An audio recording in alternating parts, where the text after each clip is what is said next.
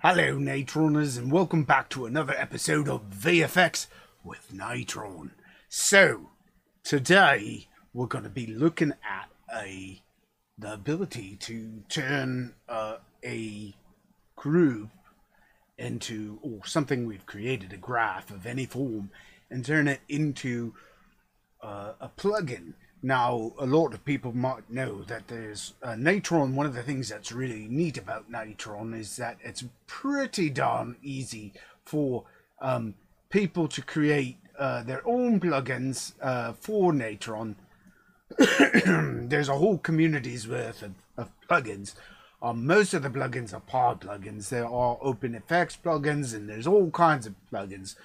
But plugins, or pyplugs as they're called, are the ones that are the easiest, and we, or you in all, we can all contribute to. It's very, very easy, and there's now, because of that, there are quite literally thousands of plugins out there for Natron. I don't remember the exact count. I don't know if it's, I would say, let me rephrase that. Altogether, all plugins combined that I personally have, I think I did a count and I had 1,200 plugins last time I counted, and a good portion of those are the community plugins. So, let's just so you guys know, I'm going to pop over and look at today's goal, which is, of course, we're going to be making a plugin. We're going to actually make two plugins. One's going to be a quickie, and the other one is going to be, hopefully, taking and putting the cloud generator. And I'm going to skip a few steps on that one because we don't want to. I don't want to have to delay around with things. Anyway, so the community, the Natron community website has. This is the community plugin website, and it's got a whole bunch. Now, now that I'm looking at it, I made it a, let me see if I can, I don't know if I can interact with this in a way that's meaningful using the way I have this set up, unfortunately. No, it's not letting me scroll. Alright, well, I'm gonna just close that. And anyway, there's the Natron community plugins. If we go over to the, I'm going to go back to me. If we go over to the Natron website and navigate to the community plugins, you can go through, and there's a whole list of them and so forth. And one that I personally had contributed a while back was this one here, which is the Onion S, which again I can't really show on the website. But let's pop over into Natron itself, and add an extra little bit up there. All right. So here in Natron, the big question is, of course, we know that if we right-click, we get all this stuff, and we have over here we have this thing called Community, and there's all these plugins and so forth. And under Utility is Onion S, which is a one that I made a while back, and all it is an onion skin node. That was designed to, if you did animation, you could set some stuff and it does things. But this is a pre-made plugin, not very useful. I don't want to dwell on that. What I'm going to do is I'm going to first bring up something I deal with a type of raw data in Natron, kind of often. Called Cinema DNG, or DNG images, and Natron's one of the few open source programs that can actually, in fact, yeah, it's one of the few. There's a few few programs that can load in Cinema DNG files, and the other one that I'm aware of is Raw Therapy. Anyway. One of the things that sometimes I'll try to do is I'll try to bring in, and I've explored, and I'm not saying this is something that everybody will need to do, but one of the things here, let me pull in an actual DNG. You know what? I made a boo-boo. I didn't prep on this. Let me try and find just a... I'm going to open in a new window, go over here, try to find a file quickly of some stuff. Oh boy. I've got stuff on all kinds of formats. Anyway, oh, that might work. I don't know whether this is any useful, but we can just take a look. See, I may just take and see if this is actually useful to me. I just need to see one thing. Well, that's not all that useful, but yeah. Alright, I'm going to throw in something totally useless, which is, well, no, I'm not going to throw that in. That's a pointless thing. Should have been more prepared. Let's try, let's see, what was it? I'm just looking. This is old footage from a haunted house, meant from several years ago.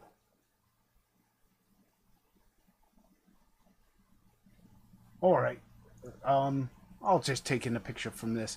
So this isn't going to look probably all that interesting to us because it's really dark, and because it was shot in darkness at a very low light. So if we want to bring this up to a level that we could use, we might plop on a multiply and take up, you know, this value, just a ridiculous amount. If I were to pull this up, and there we can start seeing stuff, and there'll be artifacts and so forth. You can see this is way below what most cameras would pick up anything anyway, because this is was shot on a cinema camera. It picked up a lot of information. Anyhow, one of the things that you can do with the DNG files, besides bringing them in their default things, is under the advanced options, I have my ability over here to change the demosaicing options here. And one of the things, you know, these are various demosaicing options and stuff. And I could go to none, which basically just gives me the raw Bayer pattern. I don't know if you know what a Bayer pattern is but when some programs or some cameras, when they shoot raw, they shoot this thing. They shoot a Bayer pattern, and a Bayer pattern is just the sensor data. When it's captured, is stored in individual red, green, blue colors. And one of the big problems is when you if you pull in an image, because the Bayer patterns from camera to camera change and so forth, but typically they're two colors, two bits of green, and then there's a red and a blue. So anyway, you never know exactly which one it's going to be. So I thought to myself, hey, you know, wouldn't it be neat if I could make a demosaic or something that I could demosaic, just simply run through the 4 basic patterns you're going to get out of that. So I want to bring, with this in here, we're just going to put this off to the side. I'm going to copy over just some stuff I made. This is probably not very useful to other people who don't deal with this, but this is something that's useful if you were to run into this. If you happen to have regular photos from a regular camera, from like if you had a Canon camera and you shot them raw, or Nikon or something like that, you can also bring in a lot of the raw formats, because Natron actually has a raw importing thing for dealing with physical photos. So if you were to do, you could do time lapse and things like that. Anyhow, that's beyond the scope of where we are. What this is here, I've already preset this. We can see I have, if I look over here, why are these not, oh, because I don't have one selected. Alright, so what this is doing, this isn't going to show anything because I don't have anything behind it. I need to give it, I'm going to put it in a solid just for the moment. I'm going to set the solid to white because I have this set so that it multiplies. Actually, it should be giving me something here, I would think. Well, whatever. I'm not going to worry too much. I'm going to take this solid, I'm going to put it here. And you can see that the solid, when I put the solid, all I have is a bunch of pixels here. And depending on which one of these I look at, this pattern changes. Alright? And so there's 4 basic patterns of this. And the goal of it is that I want to feed something in here. And then take whatever the results of these are, and multiply it against it. And it will give me, it will colorize whatever is put in. So if I take these and I put them in here, and like so. Actually, it's not going to do much there because it's pre whatever. But usually you can actually tell which mosaic pattern, and what I do is I'll have a switch here, and I can switch this switch, and if by changing the switch, hopefully it's actually kind of hard to see it. Oh, yes, we can sort of see what's going on here. It's switching between them. Anyway, it's not very useful in this state because the point is this is something that I would use if I wanted to if I wanted to manually demosaic and I wanted to go into colors. So I might want to make this thing into a plugin, something that I'll reuse. So I know this isn't, again, this is only a simple example of something because it's got one control here. I just have this one control, I've got the rest of this. I want to turn this into a thing for myself. So, you know, just like you may want to. So I'm going to just take this, and the first thing I'm going to do is I'm going to group it, all right? And I hit Control G, as you can see here. Control G makes a group. I'm going to go back to my group, and all that did is to put it in there. And I'm going to call this group. I'm going to double click on it. I'm going to call it Color Mosaic, or Demosaic. All right, there we go. So that's my color demosaic. So I'll have, that's what I've called it. I'm going to put a 1 next to it just for the sake of this. And I'll need to give it a control, obviously. And this is just to give you the idea of how we would go about it. What I want to do is I want to click on add. That's the first thing. It's going to tell you when you click on add, you always need to click on add. Don't click on pick first, because if you click on pick, it doesn't actually let you make a control page. And we need to make a page. Now, you'll notice in my list of things, there is no control page in here already. So I'm going to make a controls page, CONTROLS, and then I'm going to make call it controls as well. The first name is the name of the script, and then the second, which is going to contain all this stuff in Natron, and that's what the panel is going to be on this. And then we're going to have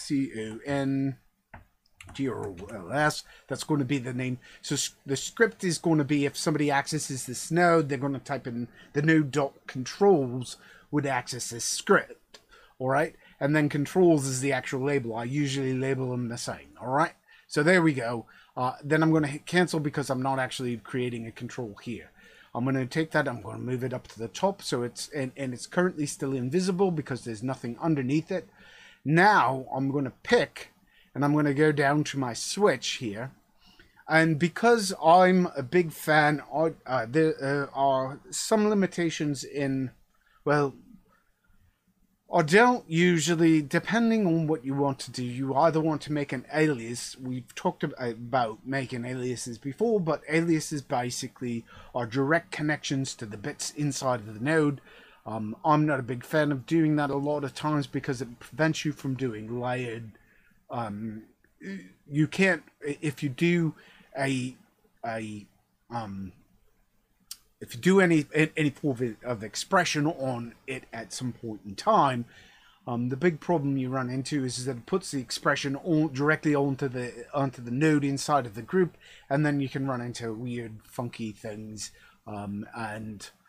Anyway, I'm not a big fan of it, but so I usually don't like it. I like to keep it as so that everything's not aliased. I like to keep it direct. I'm going to just sit there and I'm going to go OK. And there we go. We have a name of it. It's already added it. This has already linked it up. Now you can manually go about making these things yourselves. But what this has done is it's already made it. And if we hit close, we can go over here and we can sit there and see it has a witch. And witch is what they call the switch name for switching between the different patterns. And it's just added it here. All right. But I don't like that name. I want it to be more informative for myself or for anybody else who might use this. So I'm going to edit those user parameters. So now I'm going to select the control I just made. I'm going to click on edit. Now, here's something you need to know. When you click on edit, first of all, when you automatically pick a control from a pre-existing control inside that group, it automatically fills in a lot of this stuff and saves you trouble. The only thing I really care about here, I don't mind most of this stuff. We could put in something here that says, that gives it a description.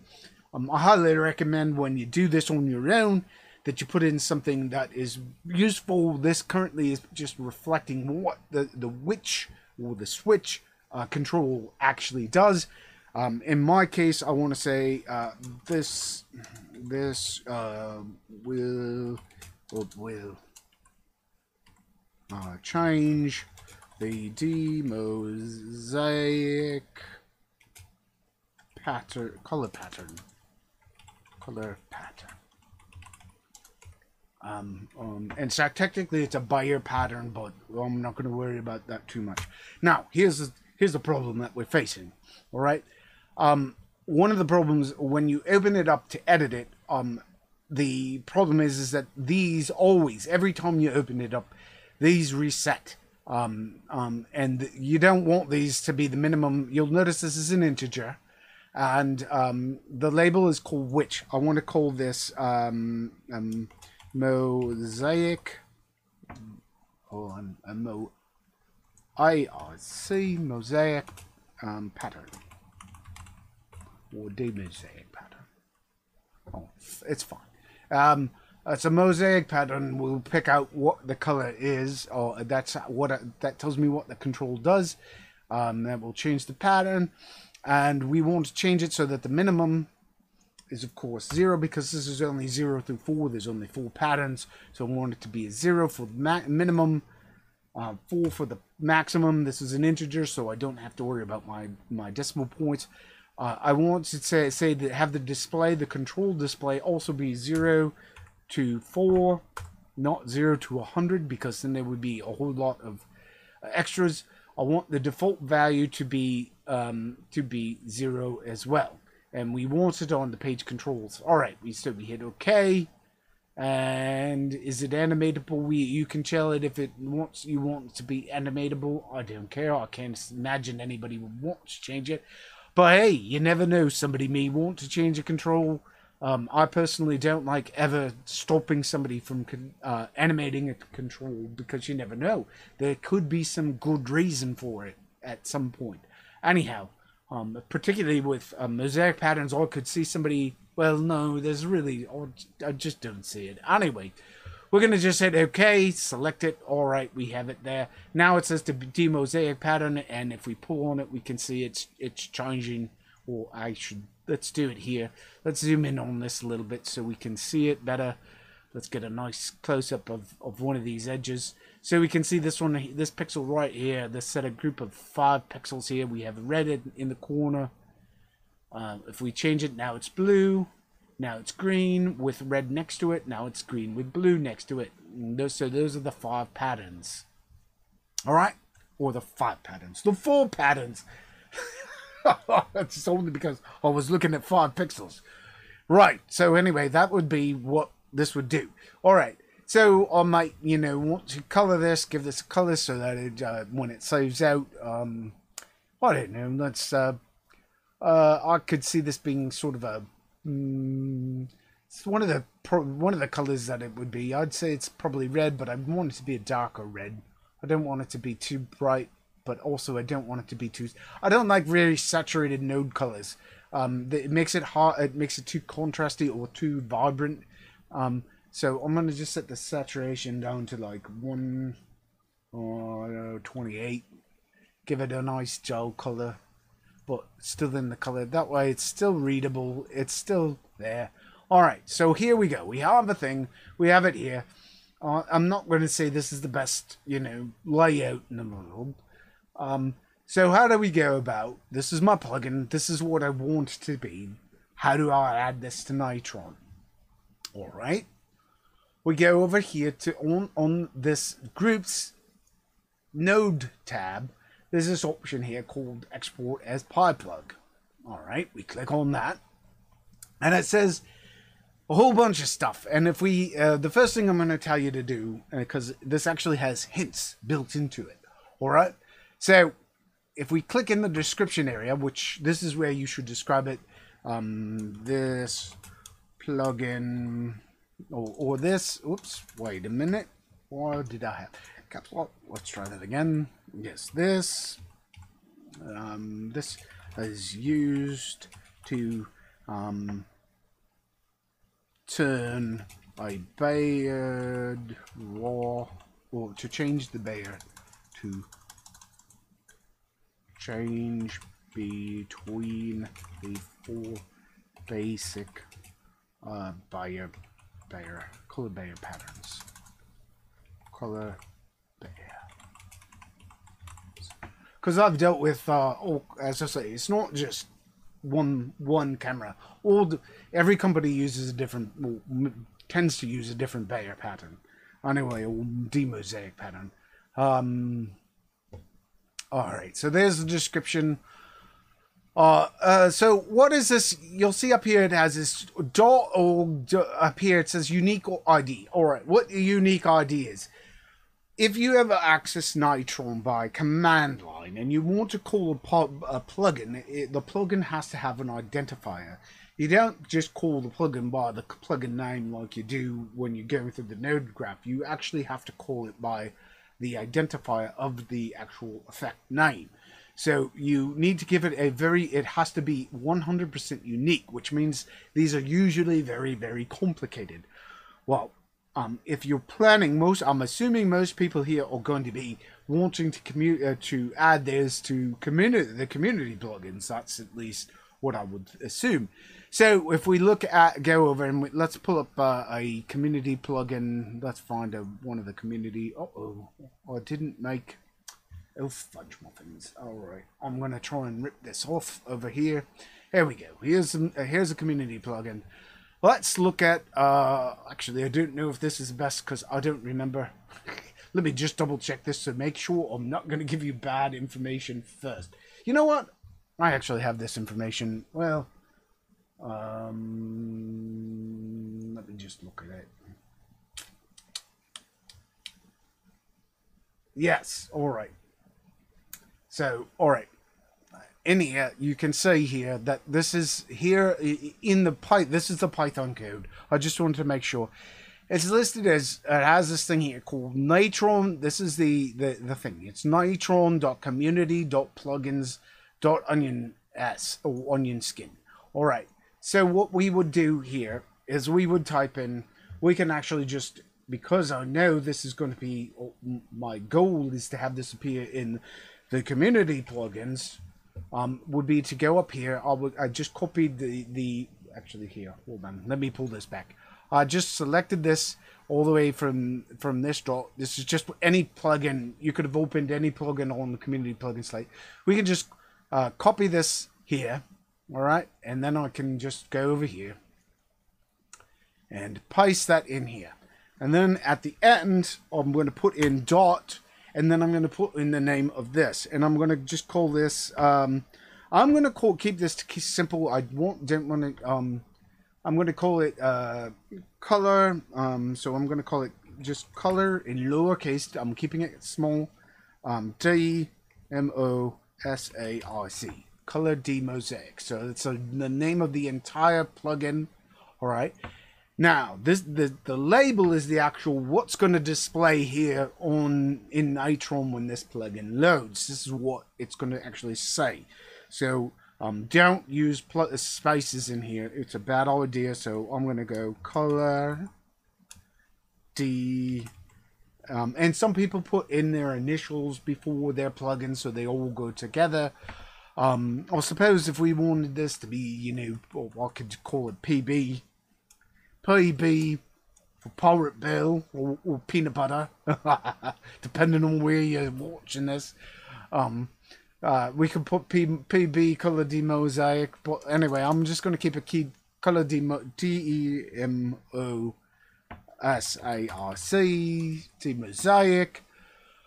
And then we have grouping, and the grouping is where it's going to appear. And all right, let's. So let's pull back this community plugin.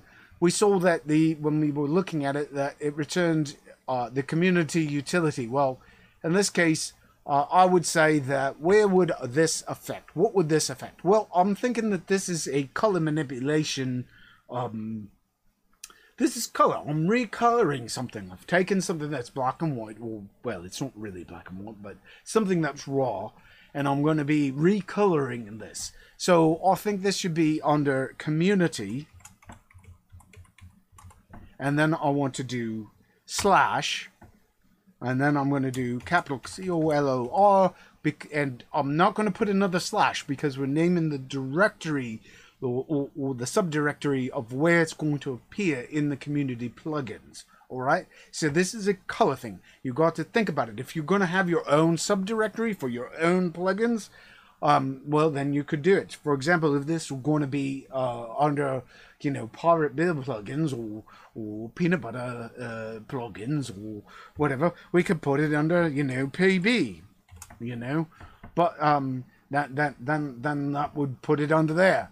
All right, so there we go. That way it organizes it, and but it still doesn't matter. Here's the thing: don't think that this saves you from having to give it a unique identifier.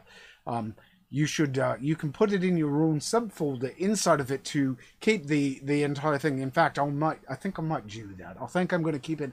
We're going to make a subfolder inside a color called PB for Pirate Bill color plugins. All right, and this will still keep it organized, but it means that inside of the community plugins folder, I won't have, you know, 8,000 plugins. If everybody suddenly contributes a color plugin, all my color plugins will appear underneath the PB thing, and most people are going to be searching, you know, underneath other parts anyhow. So but anyway, I'm just letting you know what it is. So you'll also notice here that it has a spot for an icon. Now, you don't have to include an icon, but I recommend it. Let me just show you.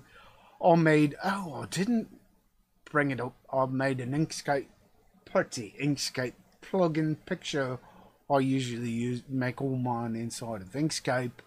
I'll put it up here. This is This is Mosaic. So, whoa, this is what I've got for my Mosaic. And what I've done is I've already put this Mosaic inside of a folder over here in today's episode. I've made a folder on my computer called with it, and I'll have here color Mosaic, which is what I'm going to keep it in. And you'll see that I've already tested this out and made a plugin, but here's I've kept it in the base folder of the thing. So when I'll just have to refer to it directly, I can just take this name. So this is where I'm going to be storing it. So this is where it's going to be. So I'm going to go over here, and I'm just going to put right here the name of it. It's going to be called Color Mosaic. All right, and I know I've said demosaic. And then down here, we have the option to select a directory, and if I click on this file, I'm gonna go over here. I'm gonna just select that, and I'm gonna go copy, and I'm gonna go here. I'm gonna paste it in. Now that just happens to be where this is going to be. All right, and that tells it that's just where it's going to be here. That's my working directory for this, because this is an episode project. If you really did it, you would probably put it into into another folder. But I'm doing this because you should know about how this works. All right. So I've made this. I've stored this. This is what I'm going to call my working directory. If you do a GitHub version of this, if you start dealing with GitHub, you're probably going to work in the GitHub directory for your plugins and so forth. And so you probably want to, you would probably make your plugin in that location. And in fact, it should probably mirror this if you put it in there. So for right now, this is where I'm working with it, because we're going to do that other step in a minute. All right, so I'm going to hit OK. And it's going to say, Natron wants to add this. Because I'm not working in the final direction place this is going to end up, I'm going to hit no. I don't want it to go there. I just want it there. And what you'll notice is in here, you'll see that it actually said added color demosaic, and I'm going to actually delete my other one. Oops, I don't want that. I want to shift delete. There we go. Get rid of that. So here it is. Here's the project, and we're going to go up one, and here it is in here. So how do we add this into Natron? If I wanted to do Natron, well, let me just make sure. Okay, good. I just wanted to make sure I had that set up correctly. So I've got my Natron. All right. So on your system somewhere, you're going to have a folder called .natron. It's usually found in the user home folder. Usually, this is where you can install your community plugins. If you're going to actually add it into the community plugins, this is where this right here is the community plugins folder right here on my computer. I said that, for example, here that I was going to have this under color, under the community plugins color, and then I wanted to make a new folder here. I want to make it, and I want to call it PB. Whoops, not P. I'll call PB for the pirate bell or peanut butter, depending. And that's under color. And then we're gonna grab the folder that I made that has my things, and I'm gonna just drop it in there. Now, there's also this XML file that usually is a web page that contains the information for the GitHub stuff and so on. You may want to make one of those files. We can look at these, and you can see there's an XML here. Let me just open. Let's just edit this. There we go. It tells you the XML. It's basically the same type of stuff that we just described before. It tells it inside of here what it is. As far as I know, these are optional things. I don't think we need them. If somebody thinks if you want to, you can go in there and you can change it so that there's a display name. You can fill out the blanks. Basically, copy one of these in and rename it to match. You could say here's this PNG. Once we load this into Natron, what's going to happen when I reload Natron? It is going to update this, all right? And it will create this PYC. Now, the C is the compiled version. That is what happens afterwards. And there's also a README, which is probably the manual on how to use this thing. You can create these. Again, that's not mandatory, but it's recommended if you're going to contribute. But this is right now I'm trying to focus mainly on the methodology of how you make your own custom plugins, because truth be told, the plugin I just made, I don't think I'm going to add it to the community plugins myself. I just don't see too many people wanting this plugin right now. This is something I use personally, but it's something I want. All right, so here it is. This is my plugin I wanted now, but the problem is of course I've put it in there. When I go down to community over to color and look in here, it's not there. Why? Because, well, Natron's running. And by the way, I have multiple multiple instances of Natron running simultaneously. I was afraid we may run into this. So I'm going to run... Uh-oh. That's weird. Huh. Alright, well, we're going to run another copy of Natron because I don't want my other ones. This is going to initialize all the Pi plugins. This is what it's doing right here. It's looking at it and it's saying, hey, there's a new Pi plugin. And it's looking through that folder, in your home folder, all right? All computers, all operating systems have a home folder. It's a user in Windows, it's a user folder. In both Mac and under Linux, it's a home folder. I don't know if they call it the home folder in an OS X, but anyway, it's basically a Unix based thing. So Unix is it's a user folder. It's a home folder. It's the current users folder. Anyway, if you put the .natron on there, it will Natron will automatically scan that folder. Natron automatically makes the folder by default. Doesn't matter how you install it. And the beauty of you putting it in there, you can technically put there is a plugins folder inside the Natron application. But the problem with that is if you're working in a place that does not allow you to install your own things, the big problem you face is that if you put it, you can't access. If you're not the admin for your system, you can't very well copy it into that folder because you need admin permissions. But if you put it in your user folder, well, you have access to it. Admittedly, nobody else has access to those plugins, which means that if multiple people are using those plugins, they would not be accessible.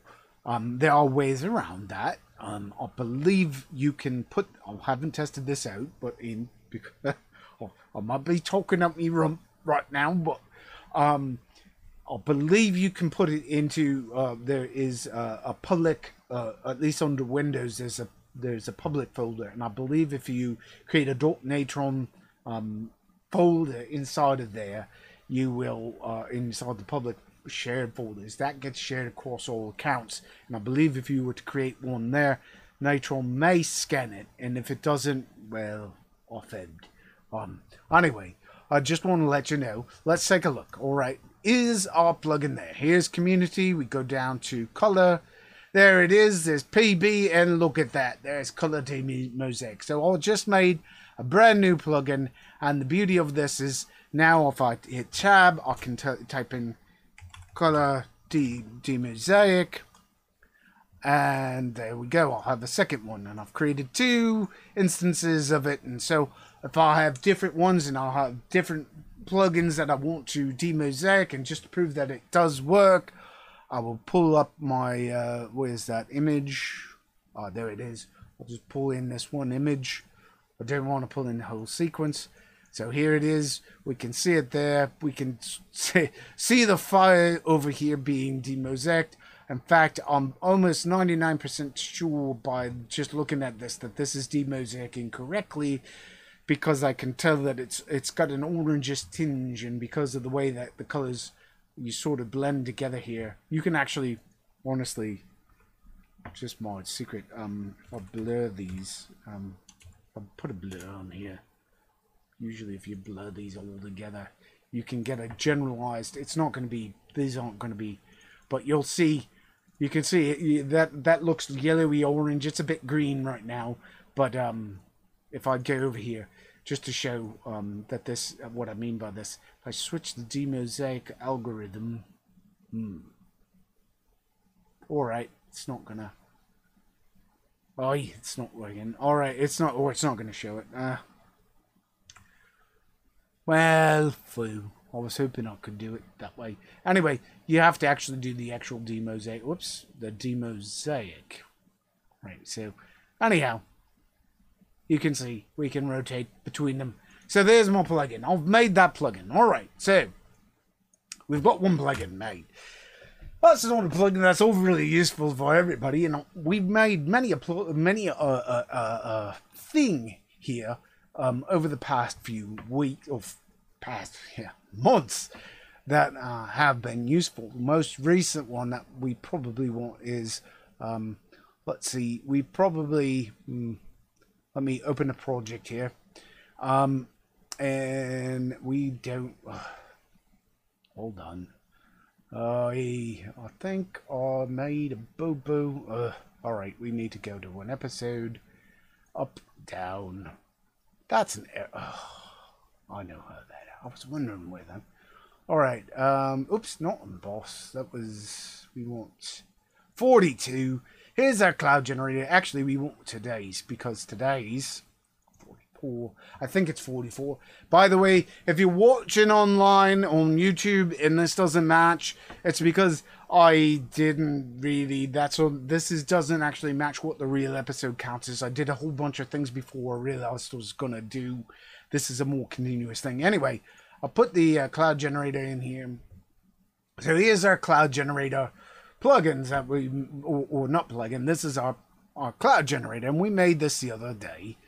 And this would be something that it's just so complicated to tell somebody remake this half a dozen times. That's just crazy madness. So let's see if we can there's a couple things I would like to change here. One thing I think I want to change here is I want to add a period here behind the noise. Why? Because I want to be able, the user to be able to change the noise pattern. Right now, yeah, we have there's a high probability if we turn this into a plugin that the user will want this to be a or may use this by default, but we can actually tell a switch to be automatically assign itself to something other than it will automatically switch to something else. So what I'm going to do is after this put in a switch. All right, and we're going to tell it, you can see here that it says automatic which, and you say automatic. And what automatic does is it looks for the first input that has something on it. So what I'm going to do is here, I'm going to break 0 and I'm going to put that to 1. And by doing that, it should automatically, there we go. See, it automatically switched to that, which is input 1 and input 0 for the time being. We're going to duplicate this. Excuse me, I didn't mean to do that. I meant copy that. And here we're going to just connect that up. So this is going to be our external plugin for the moment, and this is going to be our internal one, just until we get this. The other thing is that we don't want to feed in our... let me just think about this for a second. All right, so...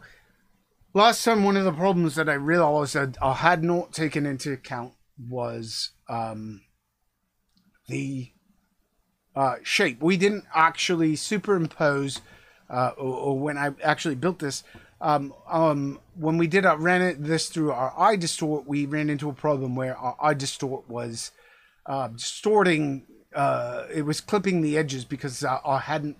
This is the rotor is a draw node, and the ROD after it got done with the iDistort was bigger than the ROD of the original node. So we need to actually bring in our a bigger ROD, which is going to be whatever our source is, because 10:1, whatever somebody's building it in is going to be the thing. So what I think we need to do here, we need to do something. Right now I've just plopped as a standby, I put the background, a constant behind it, and resaved it, and I did that for the upload. So if anybody uploads this project, which you can get from last week, you'll find it in the same state.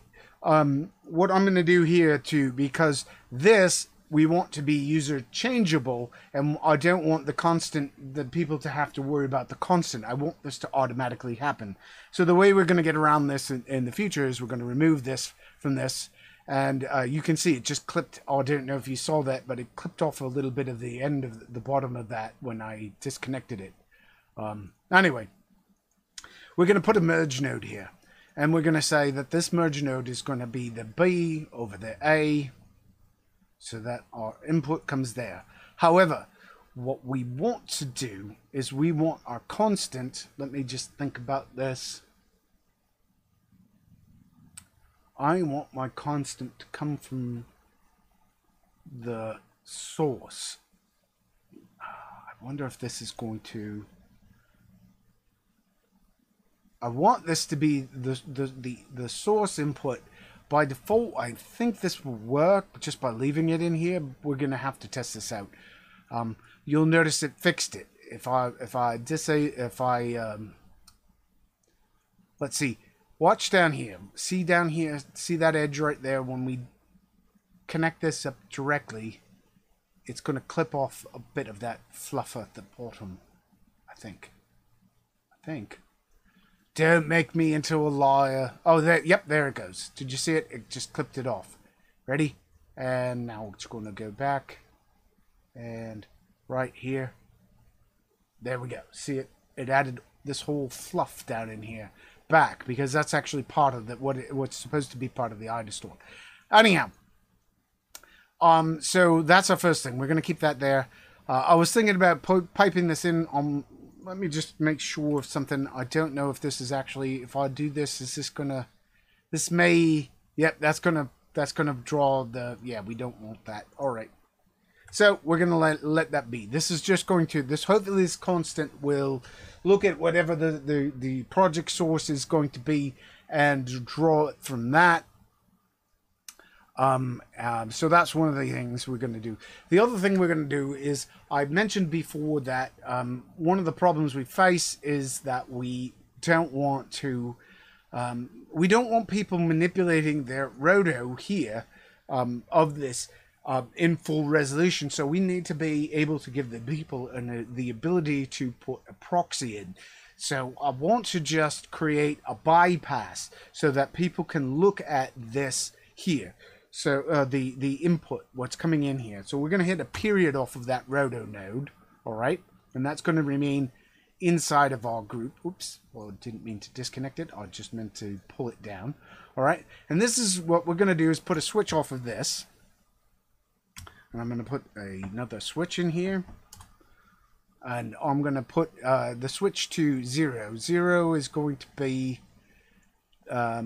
actually no, 0 is going to be the final output.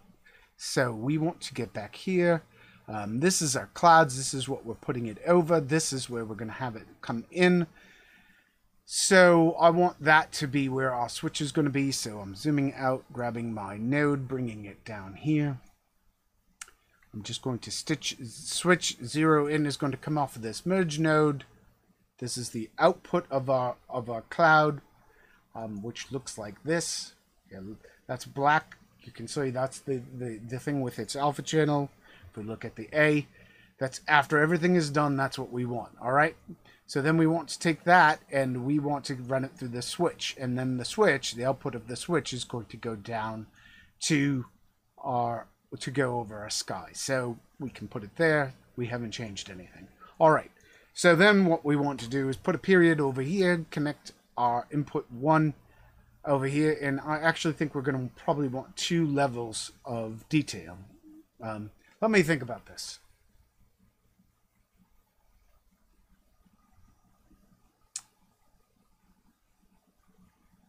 You know what? I think I'm gonna. I actually am going to change that. I'm going to set that to 2. I'm going to keep the other 1, and I'm going to put a period over here, I think.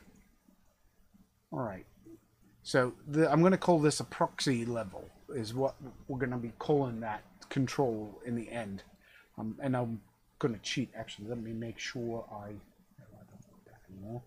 Let me make sure I have that set correctly. Yes. So 2 is going to be this proxy level here. Now, by default, and so what we probably want to do is set this up to 1, 2. So we want to set it to 2 on that switch, so that it's showing by default, it's showing the output. So when somebody connects up a cloud to it. So what is 0 going to be? 0 is going to be our bypass of this entire thing. All right, so we want our cloud. Where do we want the cloud? I want to get what the users put in as the output, but I don't want it to switch because we're going to change the ROD size based off of this constant. So I want it to be after this merge node where the constant is. This is where our bypass is going to come from. All right, so that's going to be proxy level 0. So we're going to put a dot node out here, connect it to that point, and then I'm going to bring that. This is a bit of a pain. I'm just going to grab that and bring it up and connect it like that, and then bring that back down like so. That's good enough for there. I'll have this actually pre-made in a lot of ways. And then the other thing we're going to want. All right, and so you can see if we go down to 0, that's what proxy mode 0 is. If this were called proxy mode, all right. So that way the user can. This is what the user's going to want to edit this from, all right. And this is what they're going to want to render at. But we might want to make some thing where somebody may want to animate the cloud texture, the actual texture on the cloud, because I think that's a useful thing.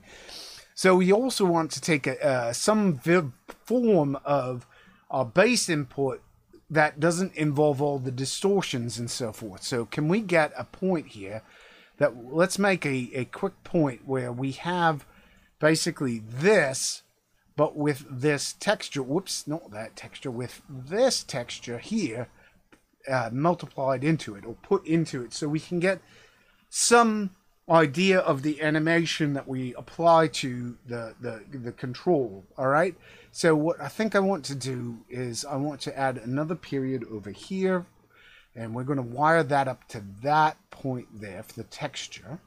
All right, because that's after the switch, so we can pick between the switch, either the internal or the external. And then what we're going to do is we're going to do a merge, and we're going to merge this so that it's an A. We want the A to come in from of this. We're going to have this texture, but we want it to be, we want to take this texture and we want to mask out that texture based off of our input. So that we can, so our input is going to come off of this alpha that we just made over here.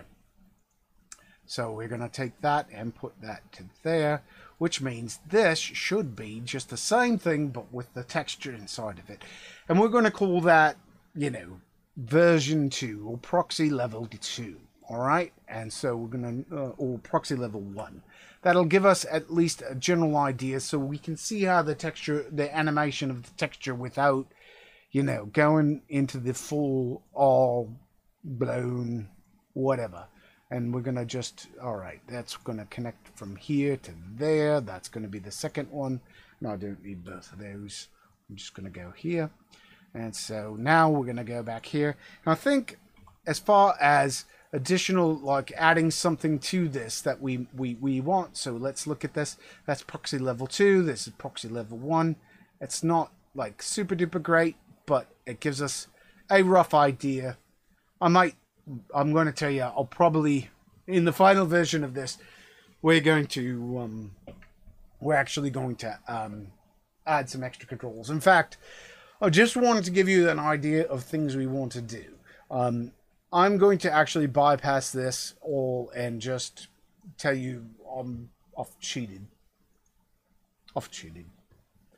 Sorry all. I'm gonna bring something over. I'm gonna bring over a pre-made thing because I'm looking at the time. I thought we might run out of time, so I'm gonna cheat. I'm gonna pop over here and make this. Oh, look at this. What do we have here? It's called CloudGen. Oh, wow. Who knew about that? What in the world? What magic. It's right next to the real McCoy, but if we go up to this and look at it, it doesn't have a shape going in, but let's take, you'll notice that it has two inputs. It has a shape input, which if we connect up to our roto shows our shape. And if we connect it up to our noise over here, it shows that will get our noise pattern, bypassing it. I'm going to just leave it off right now because it's set. This is just a basic, you know, where it would be, and I will save this. So let's I need to add a I want to just bring that down, way down, so I have a point to connect it to our sky. So let's connect our sky. I don't know if you saw what I did. I just took this is our sky. This is our old one, the one that was built into this, and this is the new one. And oh, actually, this one's got a problem. We gotta actually boo-booed. I didn't put the generator or put the thing in properly. Huh, that's interesting. Let me just verify one more. It's kind of the same. It's looking a little different here. Well, whatever. I'm not going to worry too much. I've got these controls. So it takes this and it puts it over it. It is clipping it. The CloudGen. All right. Clearly I hadn't fixed it in this version of it. And I'm going to pull this up and open it just so we can all see. If you want to look inside of a plugin, you just pull up its thing just like a group. And you click on this and it shows the inside of the plugin or the thing, and you can see I've got the same basic thing. Oh yes, I did do a couple other things on this one, which I don't know that I'm going to do in the final one. So here it says proxy detail level is 2. If I take it down to 1, I tried to get it a little more closer to the actual shading. I don't know that it worked. I really don't see any real advantage to it. It just kind of kept it a little, it made it darker so it was easier to see. But it's not any better, and it's a little soft on the edge and whatnot. And it actually delays things a bit. But anyway, I might or might not leave that. I will be uploading this at the end after I've fixed everything. I just ran out of time trying to get this prepared for today. So let's talk about what this plugin has, or what this group has on it. All right, this group, what I've done is I've gone through all the controls, and I added in basically all the bits and pieces. I had the noise texture, which is this noise over here. We're going to just look at it as with the group next to it. So on here we have our original noise, or the SE noise of it, and all I did is I had the noise size here. Now, one of the problems with the plugin is by default, I don't know why, for two-dimensional things it will not truncate these into a single control like it does with a normal thing. So you got to double click that even though it's the same. Honestly, I consider that a bug. It should do it if the variables are the same, if everything else works that way, colors work that way.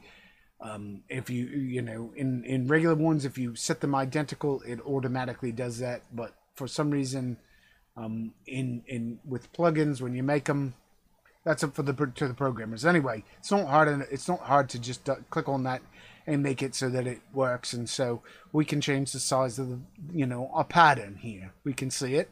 There's our pattern size. All right. So you can change it. Let's reset it to default, all dimensions. There we go. The Z0, well, that's obviously, we've dealt with that before. That's it zooming in and out. I don't know if we really need to worry about calling that. I didn't know what to call it other than that. But it just basically changed the pattern as it's from an animation standpoint.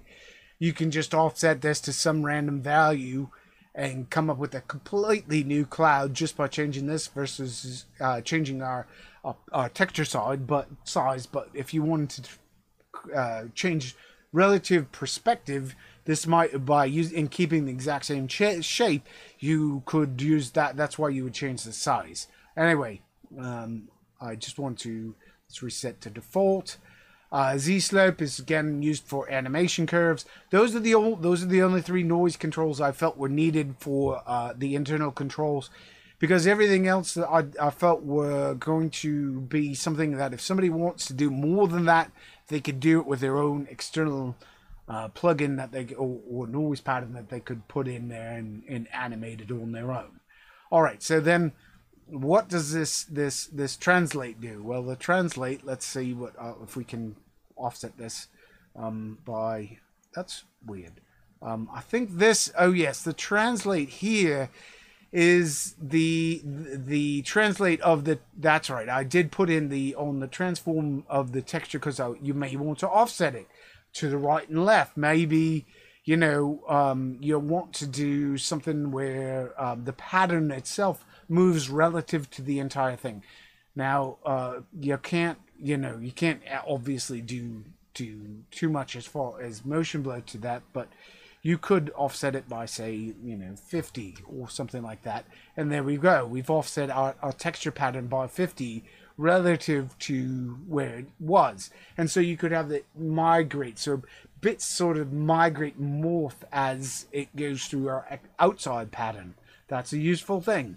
So that's why it's in there. And unless you're doing, honestly, I'm going to say in this one situation, I don't think because clouds move so slowly, and for this to really matter, you probably going to be doing it slow. Even if you did it relatively fast, you're going to keep this at a slow enough pace that I don't think you're going to get into subframe blur where you would need an actual transform node. All right, so we're going to zero that out again. So the edge shape. What is the edge shape? Well, the edge shape is, I believe the edge shape was the blend between for these over here. I think, oh boy, I forget where it was. But anyway, the edge shape, basically what it does is it basically determines whether it's how much these distorts get applied to it. It's basically says, do we want this to exist anymore? And you can remove it so that it can either be the original shape, which is 0, which is still soft. You'll notice that it's soft on the edge, or whether it's got these distortions in here, right? I think all that is it's manipulating the mix level of these two nodes. I think I tied the two of them together, or just the last one. I don't remember which one it was. All right. So then we have, actually, I think it's maybe just the first one. That's right. It's just the first one because, all right.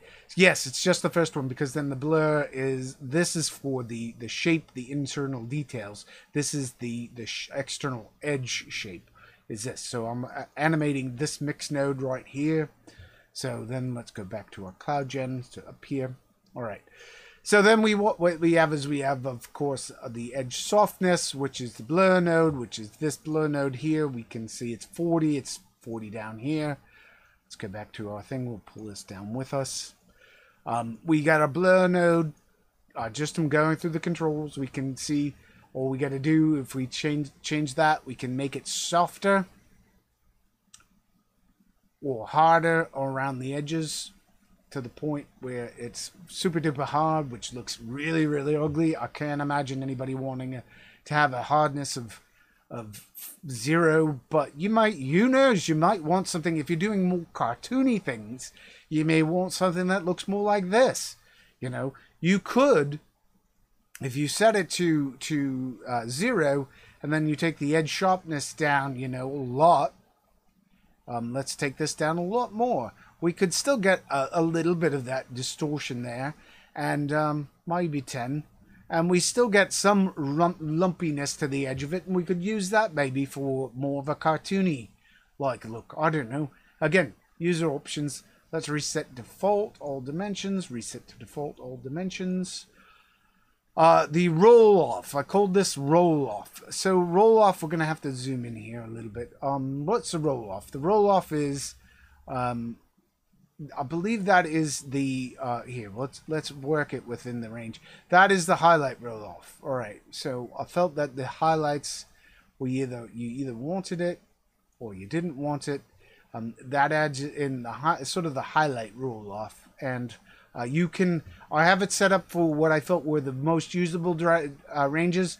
Don't believe I set that. Yeah, I didn't restrict this. You can take this up, but it starts making it really noticeable and hard, and I don't think it looks good. So anyway, if you reset that to default, so that's roll off. The shadow mix, I believe, is how much the shadowy area was mixed with the foreground. If we said 0, we get something that's a white cloud. If we get a 1, we wind up with something that looks really dark and you know, muddy and so forth. And this is all pulled from down here. This is like, I believe I'm manipulating the soft light was the highlights, that was the blend level, and the multiply here is this multiply here is I believe the shadow level. Either that or maybe it was this multiply here. I think it actually is just the multiply. I don't know. Let's see. Nope, that's a mix. That's definitely a mix. So reset to default. And then texture mix is actually, I'll take it back. Shadow mix is, I believe, the soft light. All right. This multiply here, I believe, is the oops. Hold on, I lost track of it. I think the roll off is this multiply because it's a 0 to 100, and that's a multiply. That's typically a multiply. Shadow mix is a 0 to 1. Anytime you see 0 to 1, you know you could do tricksy math to make things work within whatever range you want. But there's ways of doing expressions and so forth. But anyway. That would get us to that. So yeah, right. Shadow mix. So texture mix. This determines, you know, how much of this is this mix down here, which determines how much of the multiplied texture. This one right here, this texture here, how much of that is getting mixed into it. It looks really bad at really high values. I didn't stop people from upping it, but I did If you reset it to default, you'll notice that the range that I set it to was between 3 and 0, and the default is to 0.1, so that people can, you know, use it, hopefully. And holy moly, I'm just realizing we're running long. Oh my gosh. All right, cloud density. Cloud density is going to be, I just want to bring this down. Oops. Cloud density. If it's 0, cloud density, there's two things here. There's cloud density I talked about last time. It keeps a lot of the opacity of the cloud versus the or in bits of it. Whereas if we go here back to, let's reset that to I think it's set to default as 1. Whereas opacity makes it so it's physically transparent. So you can see it's uniformly making it more transparent. All right, and so those are the controls that I put into the default one. I just wanted to go over that. Anyhow, we would take this and we would just export this in the same way. We would take this, we would go to the node. I have added all those controls. I'd hit export as pyplug. I will give it its own name. Same thing. If we hit, I hope I didn't. Nope. Control A, delete that. Or we would type in community such and such. We would put in the name, call it CloudGen here. We will put it into, probably this is going to be a draw node, is my feeling, because it is based off of a draw node, and it's going to be dependent. I want it to be dependent on a project or something. I really feel this should be a draw node. I'll experiment with it, but it's going to be, it's definitely going to be in a community draw node. And it will use the plugin. Let me just show you the plugin icon for it, which actually we can go up here. Open recent cloud. And this is going to be, that's what the cloud plugins pyplug is going to look like when it comes out. And right, anyhow, I wanted to get through one. I can't go through this. You know what, let's just do this quick. I feel like I've committed myself to doing this. All right, let's go here, copy, let's go up here, unique ID, bam, we're going to call it my plugins, and we're going to call it clouds, CLOUD gen. All right. You know what? I'm just debating. Do we want it to be CloudGen? You know what? Somebody else may come up with one, and I don't want to interfere. I'm going to do, we're going to call this one PB CloudGen. That way other people may come up with a thing. So this is my CloudGen. If somebody comes up with a different one, so we're going to call PB CloudGen, keeping it lowercase. Actually, I don't want that underscore. I'm just going to call it PB CloudGen. I'm going to call the label, we're going to call it PB underscore. No, I don't like underscores. Cloud Gen. I don't. Alright, PB Cloud Gen. And then we're going to put that under community, community / draw / PB, and we're gonna call the name, my spot for the thing. Let me find my, I lost track of where I put it.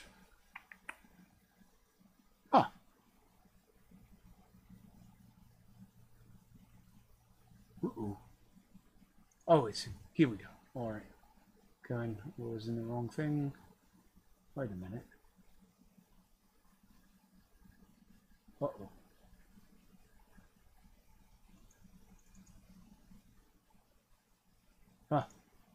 Oh, nope, I'm in the wrong spot. I lost track of my file. Oh, fudge. Give me 2 seconds to find my spot. Maybe. Nope. No. It's the wrong thing. Ah, here we go. All right, so over here we're gonna go up. So 44. Oh, that's weird. Wait a minute.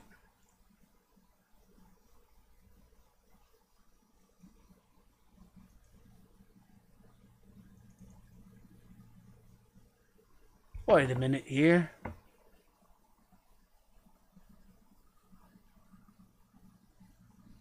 Why am I not seeing? Hold the phone, everybody. Oh, I think I made a boo-boo. Oh, I copied it. All right, yes. Uh-oh. Where's the icon? Oh, no. All right, weird.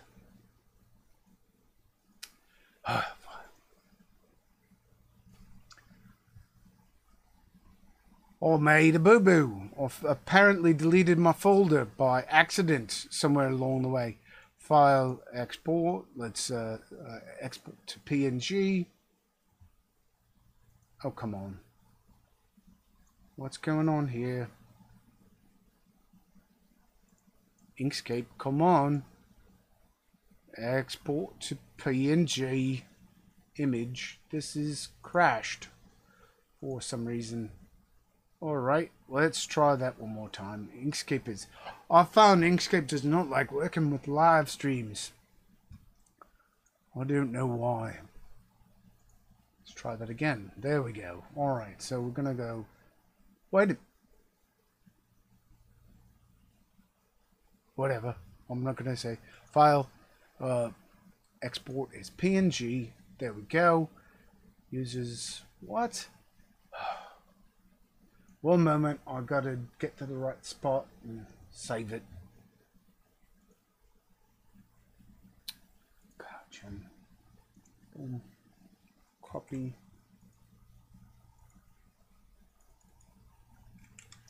Paste.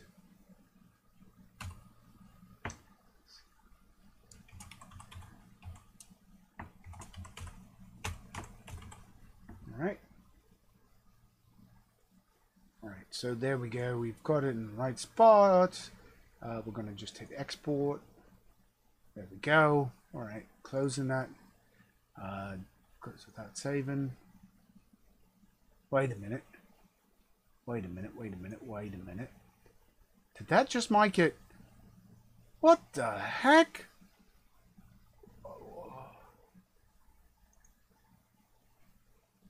Alright, that's weird. I just want to make sure that it exported it at the right dimensions because it was saying it was... Alright, let me just verify that this is...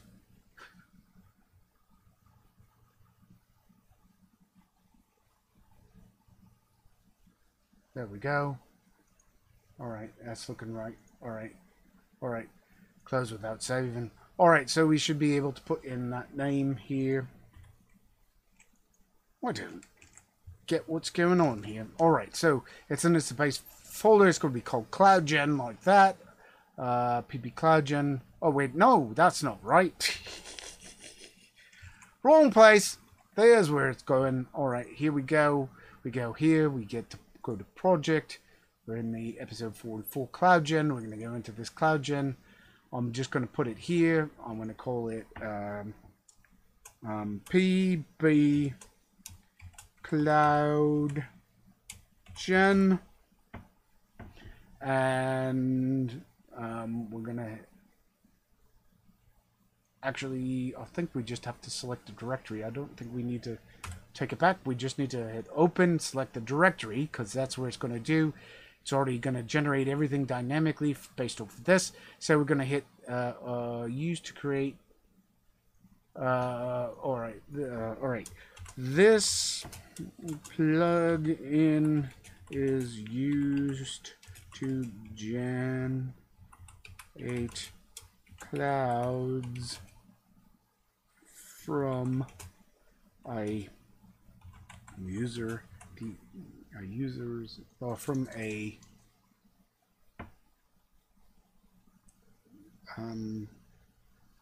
technically it will be a alpha based source such as a roto node. There. All right. Make sure to enable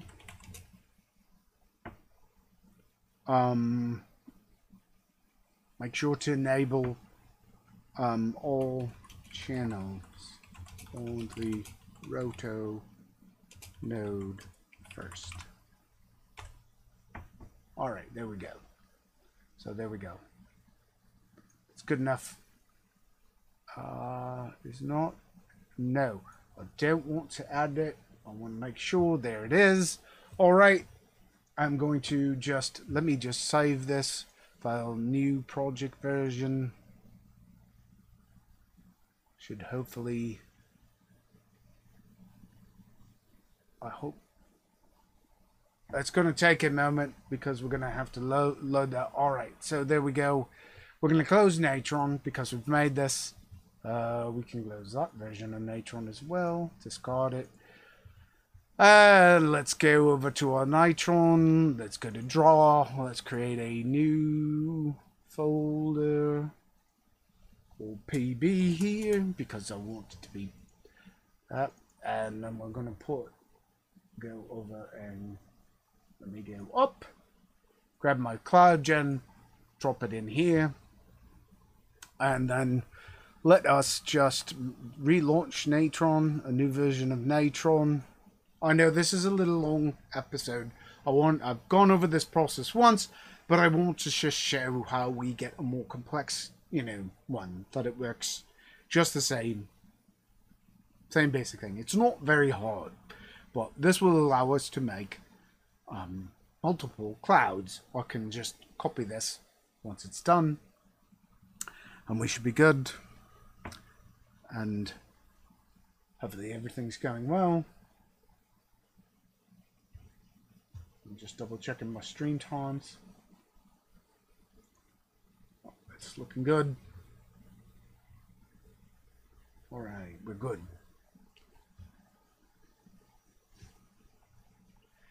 I know it's taken a little bit. My apologies.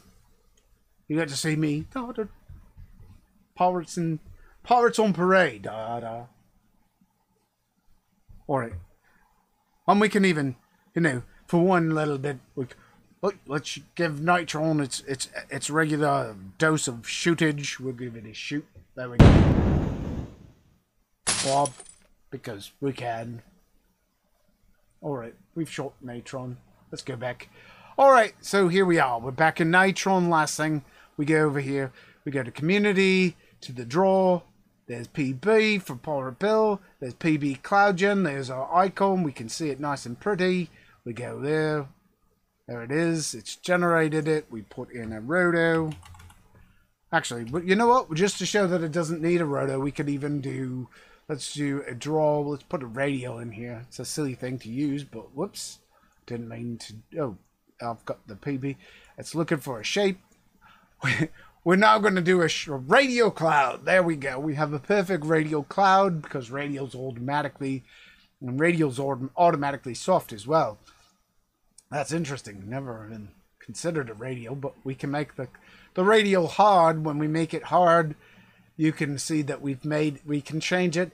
That's an interesting point. You can vary if you put in the radial. As you see, it made it nice and soft, really soft on the edge, so you can add another layer of softness. That's even something I hadn't even thought about when I was making it. But there we go. That's our input. There's our CloudGen, and you can see. Oh yes, and of course, it doesn't. You don't transform it before it. You wouldn't move this around before it because that moves the input relative to the thing. What you would do is you would pipe the two through, and then you'd add a transform below it, and now you translate everything together. That's your cloud movement right there. So now you can see there's my radial cloud. It's ever so pretty. Oh, that's a pretty looking cloud. Honestly, it actually is a pretty good looking cloud, all things considered. Squish it up a little bit, and actually I shouldn't have squished it with the Oh no, I didn't swish it with the transform. I squished it with the, let me recenter my transform. Or reset center. Oh, it says it is a center. Well, whatever. Oh, right. Oh, that's a problem. It is. So, alright, well, that kind of blows. It's pulling the, I'm gonna have to think about this. In its current form, the problem is that now that the input is offset, so it looks like I'm gonna have to eliminate that. We're gonna have to eliminate that bit from it, but in order to make it work, it really does need to be a draw node, and you're gonna want to keep it from clipping. You're really gonna want to feed a source into the background, like any good draw node should. But I was just trying to save people the trouble. But sadly, that ain't gonna happen. You're gonna have to put something behind it on your own, because otherwise we're gonna wind up with offset. The transforms are gonna be offset, which means that if you decide to rotate your thing, it's not gonna rotate around the center, and the reset node doesn't reset it to the center. It resets it to the center of the internal things, because I've turned it into an image node as opposed to a draw node. Anyway. So, that's it. This was a long episode. I know this has been a long episode. We're way into it. What are we looking here? I can't see my thing here. Whew, an hour and 21 minutes. I know, very long one. I knew this was going to be a long one. Anyway, my apologies. You all have a great day and keep on Natroning.